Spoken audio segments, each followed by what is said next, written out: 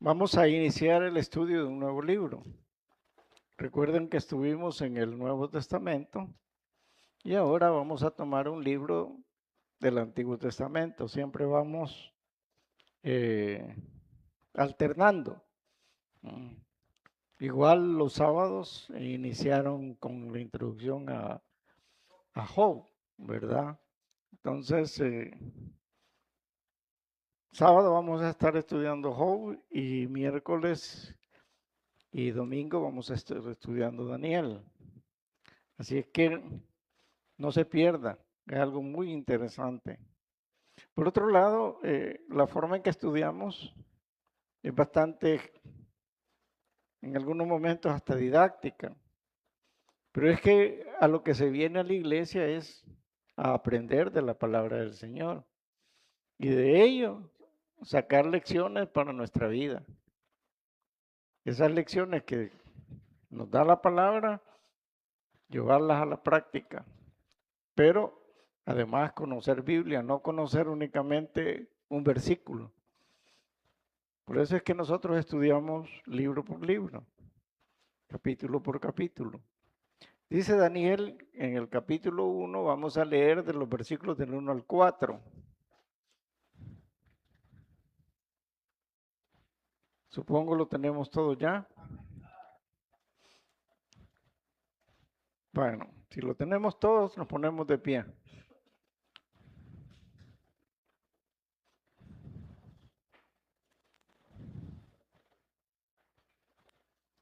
Dice la Escritura, en nombre del Padre, del Hijo y del Espíritu Santo. En el año tercero del reinado de Joacín, rey de Judá,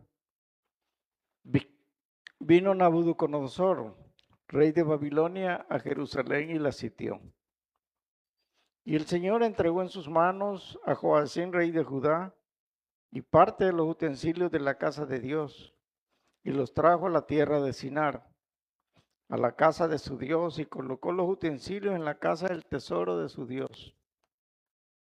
Y dijo el rey Aspenaz, jefe de sus eunucos, que trajese de los hijos de Israel del linaje real de los príncipes, muchachos en quienes no hubiese tacha alguna, de buen parecer, enseñados en toda sabiduría, sabios en ciencia y de buen entendimiento, e idóneos para estar en el palacio del rey, y que les enseñasen las letras y la lengua de los caldeos. Hasta ahí leemos y oramos. Padre, te damos infinitas gracias por todo lo bueno que tú eres con nosotros, Señor, y por enseñarnos tu palabra, Señor.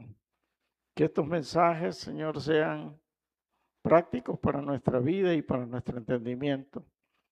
En Cristo Jesús lo pedimos, amén. Pueden tomar sus asientos.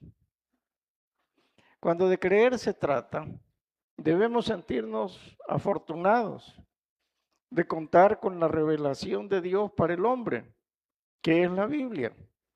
Al estudiarla o tan solo leerla, podemos verificar en ella hechos históricos que fueron profetizados con anticipación y que se cumplieron tal como fueron escritos en el tiempo estipulado. Muchos de los hechos que la palabra de Dios establece o nos detalla están en la historia secular. ¿Por qué? Porque habla de ciudades, de lugares que existen, que existieron, que tal vez cambiaron de nombre, otros que desaparecieron, pero los lugares están. Entonces se pueden comprobar. Y me adelanto y creo que es más importante señalar de nuevo lo profetizado en cuanto a nuestro Señor Jesucristo. Todo el Antiguo Testamento nos habla de su primera llegada y de su segunda venida. El Nuevo Testamento nos habla del cumplimiento de todas las profecías en cuanto al lugar en el cual iba a nacer, en cuanto a cuál iba a ser su ministerio, cómo iba a ser su muerte, cómo sería su resurrección, su ascensión y todas las profecías, todas las profecías de su segunda venida. incluyendo el rapto de su iglesia y los eventos del porvenir, llegando hasta cielos nuevos y tierra nueva. Hasta ahí vamos a llegar. Lo inconcebible es el no creer, hermanos. Cuando aún la historia secular nos confirma muchos hechos históricos, cuando aún arqueológicamente se encuentran cosas que son verídicas, que se pueden palpar. Dentro de lo que se refiere al cumplimiento de las profecías, al estudiar el libro de Daniel se determina que mucho de lo que sucedió, que mucho de lo que está en este libro ya había sido profetizado. Imagínense, o sea, por eso digo yo que nosotros tenemos la ventaja de que tenemos la revelación completa, porque podemos comprobar. En cambio, los que estaban en su tiempo no tenían todo esto, no podían de ninguna manera. Saben que Ezequías fue uno de los mejores reyes de Judá y fue amonestado porque Ezequías fue aquel que se enfermó y que lloró y le pidió más años de vida al Señor y el Señor le dio 15 años más. Pero Ezequías era un gran rey, un buen rey. Los babilónicos ya tenían en la mira a Judá, ya tenían en la mira conquistar Jerusalén desde hacía muchos años. Y entonces le escriben una carta a este rey. Y este rey lo llegan a ver y que están preocupados porque está enfermo y que qué tal, que bueno que ya sanó. Y este rey viene y les muestra todos sus tesoros y los tesoros del reino. Increíblemente, o sea, se dejó llevar, se le fue todo a la cabeza y a veces nosotros cometemos esos errores. Nos endulzan el oído, nos dan golpecitos en la espalda y empezamos a hablar más de la cuenta. Y este fue uno de los que cometió esos errores y entonces descubrió los tesoros que habían en Jerusalén y los de él mismo. Y vino Jeremías y le dijo, ¿y qué estás haciendo? ¿Quiénes son los que vinieron? Y él le cuenta, me vinieron a ver del reino de Babilonia y vinieron, están preocupados por mi salud. Eso creía él, estaban preocupados por lo que él tenía. Ojalá no nos visiten a nosotros por lo que a veces tenemos, para lo poco que tenemos. Menos mal que no tenemos mucho, ¿verdad? Pero eso fue, y eso lo podemos encontrar en Jeremías en el capítulo 25. Allí está detallado cuando Jeremías le dijo, mirá, le dijo, esos hombres que han venido, vendrán a futuro, ¿no? Y se van a llevar todo, ¿no? Más detalles no le puedo dar de lo referente a esto, pero 100 años antes estaba sucediendo este fenómeno.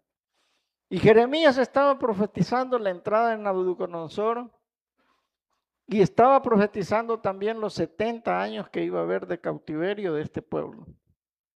Ya se les estaba anunciando que iban a ser conquistados y que iban a estar por 70 años en esa condición. Lo anterior sería como consecuencia, porque era un pueblo desobediente. Los reyes de Judá habían sido desobedientes, principalmente Manasés. Nosotros leemos en Segunda de Reyes, en el capítulo 24, encontramos una muestra de lo que estaba pasando en Segunda de Reyes, en el capítulo 24. Podemos leer en los versículos del 1 al 4, qué era lo que pasaba. Dice la Escritura, en su tiempo, dice, subió en campaña Nabucodonosor, aquí ya entró Nabucodonosor, rey de Babilonia. Joacim vino a ser su siervo, lo que nos está hablando en los primeros capítulos que hemos leído.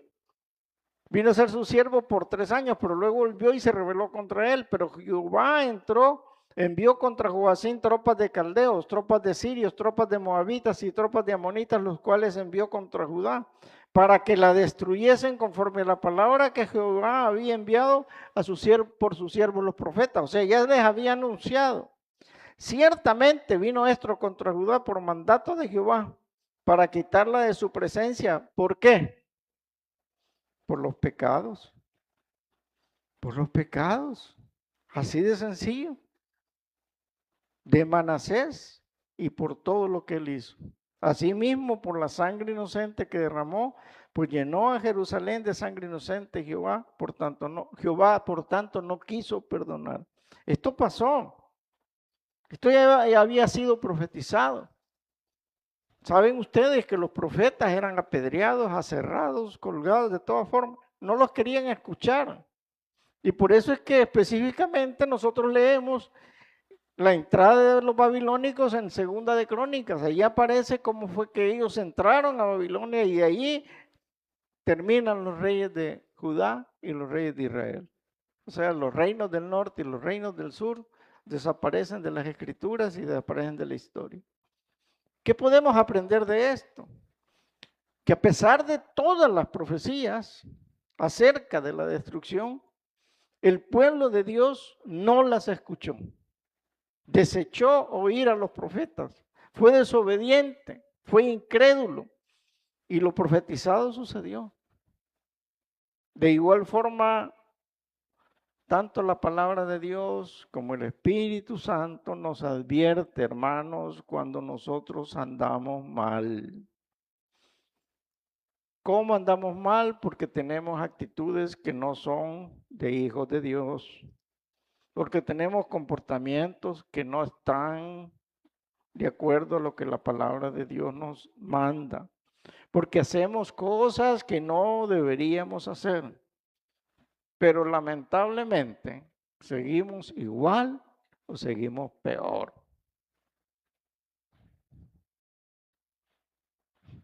Nos da un tiempo, el Señor siempre, bastante prudencial para recapacitar. Nos da un tiempo para obedecer, pero no lo hacemos. Luego vienen las consecuencias y muchas de ellas originadas por nuestros propios actos de rebeldía, hermanos. Hagamos un examen, hermanos. Simple, lo que acabamos de hacer hoy en el servicio de Santa Cena. ¿Cómo estamos? Espero que lo hayan hecho. ¿No será que este estudio es algo preventivo? ¿No será que este estudio nos quiere avisar de que el Señor nos está haciendo la advertencia de que no sigamos por el camino que nosotros hemos decidido seguir? ¿No será que el Señor nos está diciendo, mira, con mucho tiempo de anticipación te estoy diciendo que cambies de actitud con tus padres, que cambies de actitud en tu casa, que no estés con esos amigos, que mejor estudies la palabra, que administres mejor tus finanzas? ¿No será que con tiempo nos lo está diciendo antes que? Por otro lado, dice la Escritura, vengan los días malos y no tengas en ellos contentamiento. Pero una cualidad sí tiene el Señor. Nos advierte a través de su palabra, nos advierte a través de las alabanzas, nos advierte a través de las predicaciones, nos advierte a través de hermanos que nos tienen aprecio y nos quieren. Por eso es importante que nosotros hagamos un mea conciencia. Y claro, después de tomar Santa Cena probablemente lo ha hecho. Si no lo hizo, hágalo. Siéntese en su cama en la noche. Vaya, siéntese y pregúntese. Analícese, ¿qué será lo que yo no estoy haciendo bien? ¿Por qué es que yo estoy en esta situación? ¿Por qué tengo estas dificultades económicas? ¿Por qué tengo estas dificultades en el hogar? ¿Por qué tengo estas dificultades en el estudio, en el trabajo? ¿Por qué? Y vaya respuestas. Y va a hallar que Dios le está dando un tiempo para salir de ahí. Y va a encontrar que Dios nos está dando siempre una esperanza, que Dios nos está dando una salida. Si el problema es cuando no vamos a Él. Hablemos del libro. El libro fue escrito por Daniel, tal como su nombre lo dice el libro. Del capítulo 1 al capítulo 7, lo que relata son hechos históricos. Y por estar en esos hechos históricos, muchos dicen de que este libro debería estar donde está Esdras, Nehemías y Esther. Esther, Esdras y Nehemías. Que allí debería estar colocado porque habla de hechos que sucedieron en ese tiempo. Pero tiene una variación en el libro, que la vamos a ver. Del capítulo 8 al 12, el libro está cargado de hechos proféticos. Totalmente profecía. Dentro de lo que destaca la primera venida de nuestro Señor Jesucristo y eventos apocalípticos que hablan del fin. Por lo cual, este libro se ha clasificado como profeta mayor. Y no es un profeta mayor porque las profecías sean mayores y todo lo demás, es por el contenido. Profetas menores es porque sus contenidos son más cortos. Profetas mayores porque sí tienen mayor contenido en los libros de la Biblia. El libro tiene otra particularidad. El capítulo 1 está escrito en hebreo. Quizás por eso no me han entendido. Traté de hacerlo en español, pero quizás estoy hablando en hebreo. Y del capítulo 2 al 7, el libro fue escrito en arameo. Luego vuelve otra vez y del 8 al 12 lo vuelve a escribir en hebreo. Ya, cuando él habla del 2 al 7 en arameo, es porque él ya había sido transculturizado. ¿Qué es ser transculturizado? En términos bien resumidos, pero bien resumidos, es transculturizar, es sustituir una cultura por otra. Y eso era lo que hacían los babilónicos. Se llevaban a la mejor gente, en este caso se llevaron a 4 de los mejores para transculturizarlos y para ponerlos al servicio de ellos. Es trasladar una cultura hacia otra. El mejor ejemplo y más fácil de entender son los que tienen hijos nacidos en los Estados Unidos. Ese es un mejor ejemplo. Usted se fue y allá tuvo hijos. Muchos de nuestros compatriotas tienen hijos allá. Son descendientes directos, nuestros. Pero ya ellos, ya su cultura ya no es la nuestra. Ya han sido transculturizados. Llegan al extremo de que algunos no pueden hablar español por el descuido mismo de nosotros.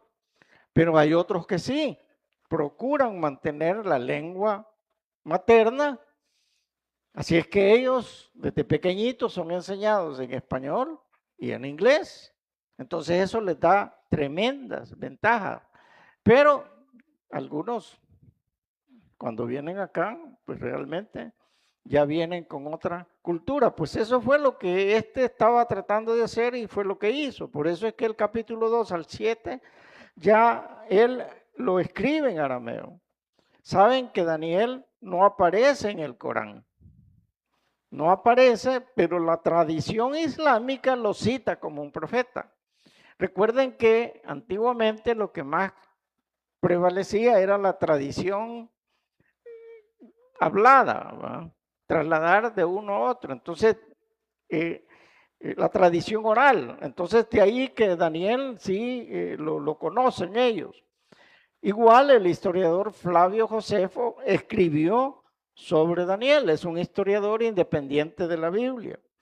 Daniel fue llevado después de la destrucción junto con sus 3 amigos, Ananías, Misael y Azarías, en el año 605. Se presume, o dice la escritura, no se presume, la escritura dice que eran príncipes y que estos oscilaban entre una edad de entre los 15 y los 17 años. Eran muy jóvenes cuando se los llevaron. Daniel significa Dios es mi juez. Y vaya que hizo lo mejor, porque Dios le permitió tener tantos talentos, tantos dones y una muy buena posición. O sea, siempre estuvo en posiciones elevadas y siempre fue respetado. Es muy probable que las profecías de Daniel hayan sido leídas por los 3 magos que vinieron de Oriente.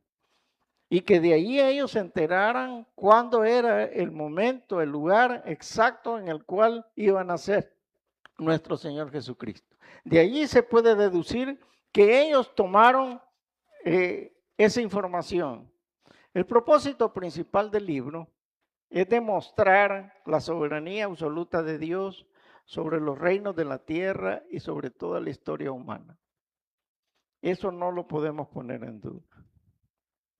Animando a su pueblo a permanecer fiel en tiempos de persecución, a través de narraciones y ejemplares visiones apocalípticas que este libro nos da. El reino de Dios prevalecerá sobre todos los imperios humanos. Lo dice el libro. Y se cumplirá, hermanos. Se va a cumplir en el reino milenial. Cuando Cristo venga con su iglesia, vendrá a gobernar a este mundo. ¿Lo cree? ¿Alguien lo duda? Bueno, si no lo cree o lo duda, por lo menos avisados están, ¿verdad? Que el Señor regresa con su pueblo 7 años después del rapto y viene a gobernar. Eso es un hecho que se va a dar. El libro nos enseña la soberanía de Dios. Nos enseña que el Altísimo tiene dominio en el reino de los hombres. Y en el libro vamos a ver cómo hace que Nabucodonosor, alguien que no creía en él, termine creyendo en él. En una de sus historias que es muy interesante. Lo mismo sucede con su descendiente, el cual pierde el reino en una de sus locuras y de sus borracheras. Y Ciro, que es el que llega a sustituir al imperio babilónico con el imperio medo-persa, también es un instrumento. Si nosotros leemos en Isaías vamos a encontrar que allí está hasta el nombre específico de este hombre. En Isaías 45, la escritura nos dice lo siguiente, miren, Isaías 45, del 1 al 5, dice la escritura.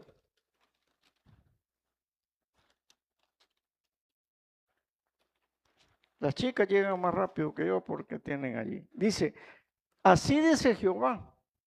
Imagínense cómo estaba todo profetizado.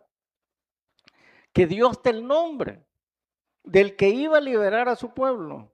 Así dice Jehová a su ungido, a Ciro, aquí lo menciona, el cual tomé yo por su mano derecha para sujetar naciones delante de él. ¿Cuáles naciones? El imperio de Babilonia. Y desatar lomos de reyes para abrir delante de él puertas y las puertas no se cerrarán. Yo iré delante de ti y enderezaré los lugares torcidos. Quebrantaré puertas de bronce y cerrojos de hierro, haré pedazos. Y te daré los tesoros escondidos, los secretos muy guardados, para que sepas que yo soy Jehová, el Dios de Israel, que te pongo nombre, por amor de mi siervo Jacob y de Israel, mi escogido. Te llamé por tu nombre, te puse sobrenombre, aunque no me conociste. Es decir, antes de que Ciro naciera, ya el Señor lo había identificado que iba a ser un instrumento para la liberación de su pueblo Israel. Dios, siempre he dicho, tiene un plan maravilloso para cada uno de nosotros. Y yo no sé cuál será el plan que Dios tiene para ustedes, pero en su infinita sabiduría, la soberanía de Dios se ve manifestada porque los planes de Dios se cumplen. En este caso, Ciro fue un instrumento. Y muchas veces hay quienes solo son instrumentos de Dios para ayudarnos a nosotros en situaciones difíciles en las que nos encontramos. Y a veces no nos explicamos cómo es posible que alguien nos pudo ayudar sin conocernos. No nos vamos a entender. Es Dios en su infinita soberanía cuidando de cada uno de nosotros, porque Él guarda a cada uno de sus hijos. Pero el libro también nos enseña que nosotros debemos de tener fidelidad aún en los tiempos difíciles. Nos lo enseña a través de Daniel, que fue echado al foso de los leones y no sucedió absolutamente nada. A través de sus 3 amigos que fueron echados a un caldero y no les sucedió absolutamente nada. Nos enseña a nosotros que no importa cuál sea la situación en la cual usted y yo estemos pasando, debemos mantenernos fieles en el camino del Señor. No debemos desfallecer, porque a veces nosotros decimos que Dios tarda, pero hay por ahí un dicho que dice que Dios tarda, pero no olvida. La verdad es que Dios siempre está al cuidado de sus hijos, pero somos nosotros. Dios siempre es fiel. Quienes somos infieles somos nosotros. Quienes le fallamos somos nosotros. Quienes tenemos que estar pidiendo constantemente perdón somos nosotros. Yo a veces le digo a él, va, y no te aburrís, le digo yo, de que cada rato te pida perdón. Pero yo no sé si a alguno de ustedes le sucede, pues. Yo me siento hasta penado, va. Y a vos no te da pena de caer en la misma. Que Él es fiel. Él está allí. Y no importa la situación que usted le esté pasando. Siempre confíe. La soberanía de Dios es grande. Y Él está allí para ayudarnos. Él concede las peticiones de nuestro corazón, dice la Escritura. Siempre y cuando nosotros nos mantengamos fieles en su camino. El problema somos nosotros. El problema somos nosotros. Dice un misionero que estuvo en África. Este misionero pasó una gran cantidad de situaciones difíciles. Estuvo por 4 años allí viviendo en África, pero miren lo que le sucedió. 30 veces fue atacado por fiebres, es decir, este hombre pasaba solo con fiebres. Logró sobrevivir de la malaria. 3 veces fue atacado por leones y varias veces por rinocerontes. No pocas veces los nativos, los de allí, de las tribus, lo emboscaron. Y pasó meses sin haber visto una pieza de pan, teniendo que limitarse a comer hormigas y cualquier tipo de cosas que pudiera comer. Pero permítanme que les diga, dice él en un momento determinado, que con gusto volvería a pasar otra vez todas esas situaciones que me sucedieron con tal de llevar la palabra de Dios a otro. ¿Cree usted que no es fidelidad? ¿Cree usted que el apóstol Pablo no le sucedieron pocas cosas? Ahí hay un escrito, en una parte donde él detalla todo lo que a él le sucedió. Cuántas veces fue apedreado, cuántas veces fue latigado, todas las situaciones que tuvo que sufrir. No importa los tiempos que estemos pasando, hermano. Pueden ser difíciles, pero sigamos siendo fieles a Dios. Y no crean, es difícil muchas veces para nosotros. Para otro tal vez no. Para usted sí, ¿verdad? Pero para Dios menos. Para Dios menos porque Él sabe cómo puede sacarnos de esa situación en la que nosotros estamos. Pero solo nos pide que seamos fieles. ¿Por qué? Porque a través de este libro nosotros vamos a aprender un poco del consuelo, de la esperanza. Él nos ofrece siempre una seguridad. Hay una canción que fue muy de moda en los años 70. Se llama Ríos de Babilonia. Y Ríos de Babilonia está basada totalmente en el Salmo 137. Y en ese Salmo 137 habla de cómo les pedían que cantaran ellos en el cautiverio. Y ellos se sentían bastante mal, pero en el detalle que hacen, sí cantaban a su Señor. Y cantarle al Señor les daba consuelo, les daba esperanza. Cantarle al Señor es algo hermoso. Bueno, a los de alabanza se los pueden explicar mejor porque ellos tienen ese don. Ellos se sienten bien cuando están ejerciendo ese don. Cuando vienen a ministrar, se sienten de lo mejor. Tratan de hacerlo mejor. Pero créame, escuchar una alabanza y ponerle atención a la alabanza muchas veces nos levanta y nos hace sentir que no estamos solos, que hay esperanza. Y sabemos que hay una victoria final. Siempre va a haber una victoria final. Dios no abandona a su pueblo, pero nos llama al arrepentimiento, hermano. Nos llama al arrepentimiento. Y aquí, estas profecías de este libro nos llaman al arrepentimiento antes de que sea demasiado tarde. Veamos qué dice Isaías. Isaías capítulo 1, versículos del versículo 18 específicamente.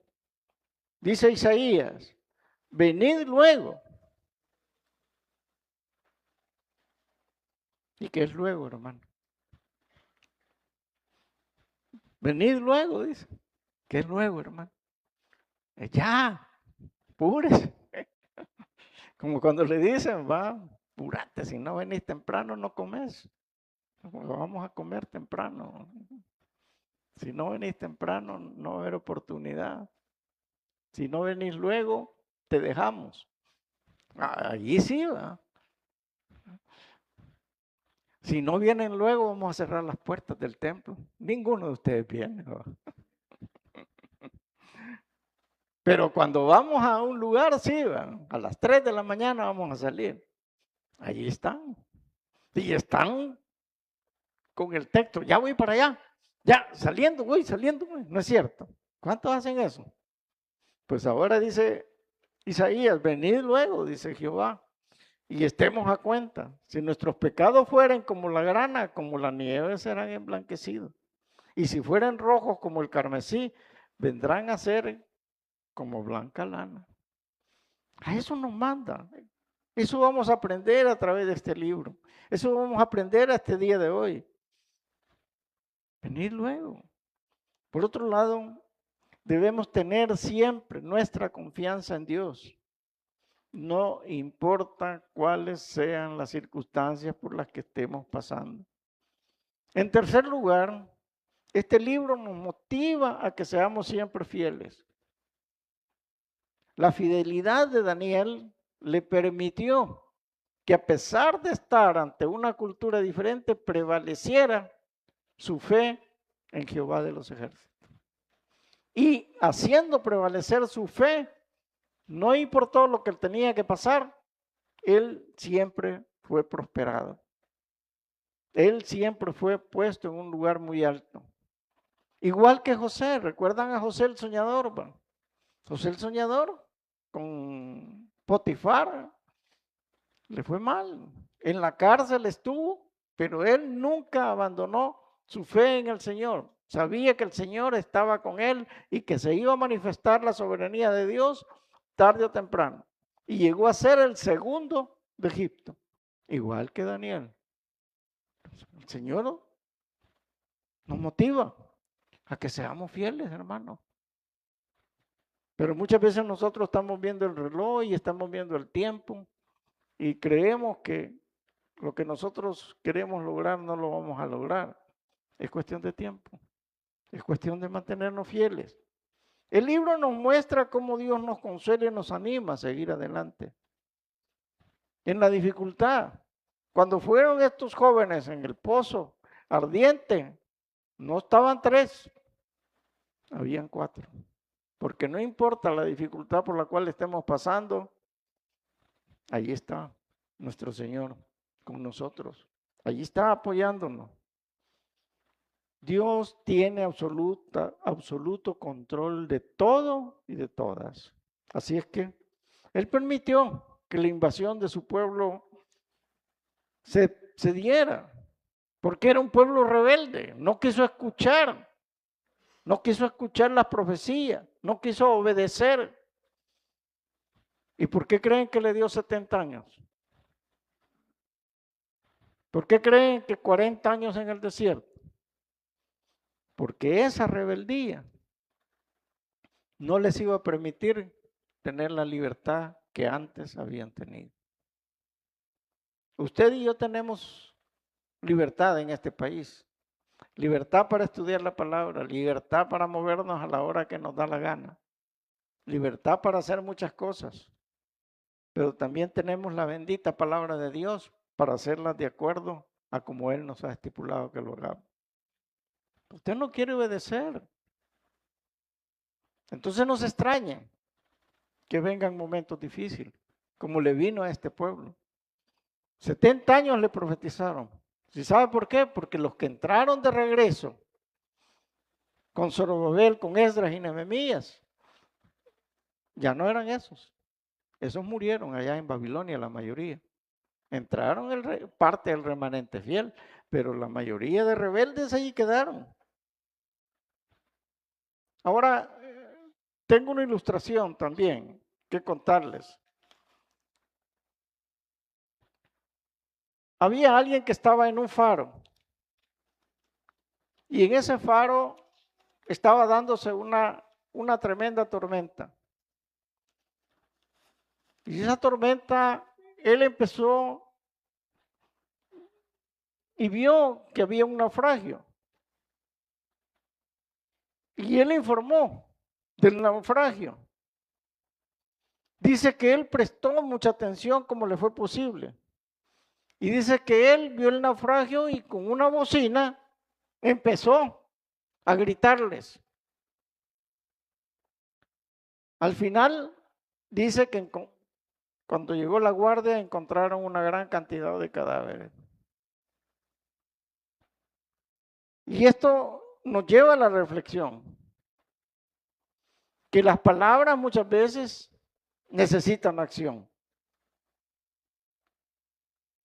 Lo que esa gente que estaba naufragando en ese momento estaba sucediendo en ese naufragio, no necesitara que le gritaran que estaban naufragando, eso ya lo sabían, se estaban muriendo.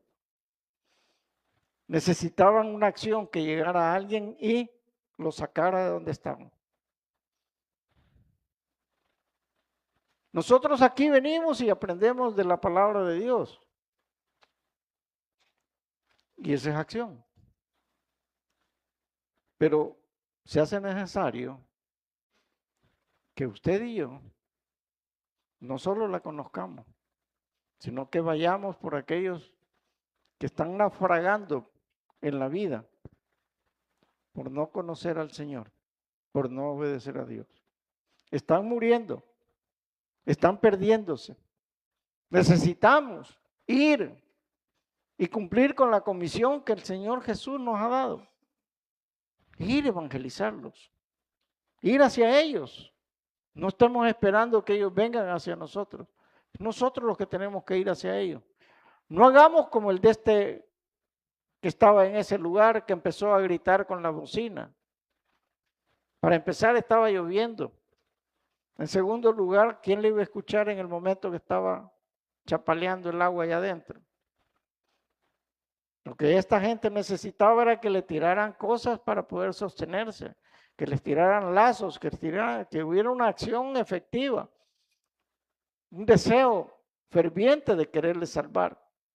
O sea, no es necesario, es necesaria la palabra, es necesario el aprendizaje, pero es necesario también que escuchar la palabra no se quede solo con escucharla, sino que nosotros vayamos hacia aquellos que necesitan de nuestro Señor Jesucristo. Esta palabra nos enseña que primero les advirtió, porque hubo mucha profecía, pero ¿en qué nivel estamos como lo estuvieron estos? Podemos estar en 4 niveles, diría 5. El primero es de rebeldía. Probablemente usted y yo ya no estamos en el nivel de rebeldía o probablemente alguien lo está. ¿Por qué? Porque si estamos en el nivel de ser rebeldes aún a la palabra de Dios, Él nos está advirtiendo que no sigamos así, que Él quiere darnos algo mejor, que Él quiere enseñarnos un camino mejor. Probablemente vengamos a arrepentimiento como muchos ya lo hicimos. Muchos hemos tenido arrepentimiento, pero no basta solo el arrepentirse. Hay que obedecer la palabra de Dios. Y cuando nosotros superamos esas 4 barreras, somos liberados porque tenemos libertad en Cristo Jesús, porque hemos sido salvados. Así es que yo les invito a ustedes, analicen en qué nivel están. Probablemente algunos ya superaron la condición de rebeldía o tienen actos de rebeldía. No digan que no han sido advertidos, porque son advertidos por la palabra de Dios. Cada vez que venimos a este lugar y predicamos la palabra, es para ella. Es necesario arrepentirse, es necesario obedecer al Señor. Y como dijo nuestro Señor Jesucristo, la verdad os hará libres. Vamos a orar. Padre, te damos gracias por tu palabra, Señor, porque encierras tantas verdades en ella, Señor. Gracias por lo bueno que eres, mi Señor. Y si en esta tarde hay alguien que aún no ha recibido a Cristo como su personal y único Salvador, ahí donde se encuentra, solo le pido que levante su mano y la baje de inmediato. Quiero orar con usted y por usted. Habrá alguien que aún no ha recibido el tesoro más grande que puede recibir, que es la salvación y la vida eterna. Si usted está en esa condición, no es complicado. Solo tiene que levantar su mano. Quiero orar con usted y por usted. Y el Señor será quien hará la diferencia. ¿Habrá alguien? Padre, te damos gracias infinitas por tu misericordia y por lo bueno que eres. Gracias en el nombre de Cristo Jesús. Amén y amén. Se pueden poner de pie, vamos a cantar una alabanza para despedirnos.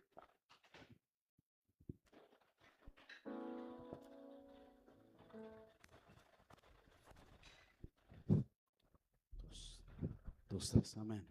Vamos a despedirnos con una alabanza, hermano. Vamos a cantar por un momento en tu presencia, por un instante de tu amor.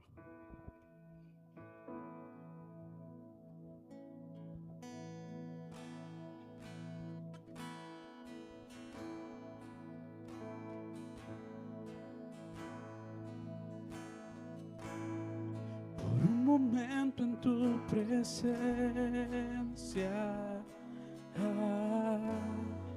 por un instante de tu amor,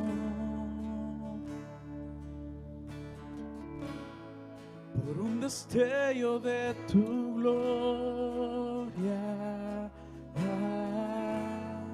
por un minuto nada más, todo daría, no importaría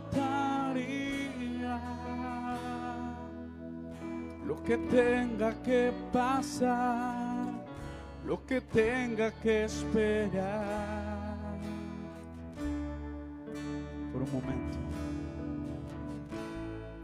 Por un momento en tu presencia, por un instante de tu amor,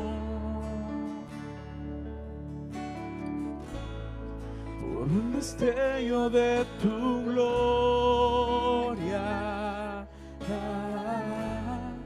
por un minuto nada más, todo daría, no importaría lo que tenga que pasar, lo que tenga que esperar. Tengo hambre de ti, de tu presencia, de tu fragancia, de tu poder, hambre que duele, que debilita, que desespera. Por ti tengo hambre de ti, de tu presencia, de tu fragancia, de tu poder, hambre que duele, que debilita, que desespera. Por ti tengo hambre de ti, Oh, hambre de ti, Señor. Vamos, cántele, dígale. Tengo hambre de ti. Oh, hambre de ti, Señor. La última vez, tengo hambre. Yo tengo hambre de ti. Oh, hambre de ti, Señor.